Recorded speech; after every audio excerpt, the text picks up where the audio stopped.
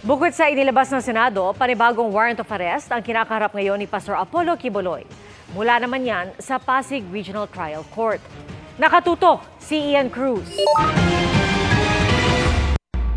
Dahil sa kasong qualified human trafficking, pinaaresto na rin ng Pasig City Regional Trial Court si Kingdom of Jesus Christ leader Apollo Quiboloy at 5 pang akusado. Non-bailable offense ang qualified human trafficking na inihain ng DOJ prosecutors laban kay Quiboloy.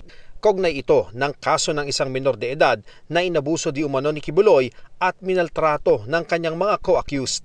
Ito ay 3 utos para sa pagpapaaresto kay Quiboloy. Kasunod yan ang arrest warrant na inilabas ng Davao City RTC para sa paglabag sa anti-child abuse law at arrest order ng Senado dahil sa pagtanggi ni Quiboloy na humarap sa mga hearing ukol sa mga pang-aabuso sa ilang miyembro ng KOJC. Ikinatuwa naman ng Justice Department ang paglalabas ng panibagong warrant of arrest laban kay Quiboloy. Pero hanggang ngayon, hindi pa rin natatagpuan ng mga otoridad si Quiboloy sa properties nito sa Davao City at Samal Island ayon sa PNP. 3 po yung lugar na pinasyalan po nila kahapon, but unfortunately wala nga po doon at hindi natsempohan doon si Pastor Quiboloy. May mga ibang lugar pa raw na pupuntahan ng mga otoridad na posibleng kinaroroonan ng religious leader. Meron tayong mga lugar na chine-check po ngayon at I'm not at liberty to reveal.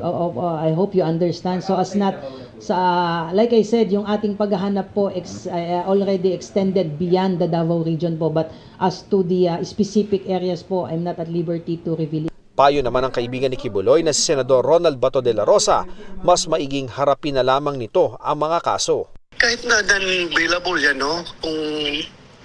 Kung pwede man yan na may marami mang kaso na mga non-bailable offenses, pero nung nagpa-custody sa korte yung suspect at maganda yung pleadings na ginawa ng abogado sa korte, ay napagbibigyan pa rin ng bail ang suspect.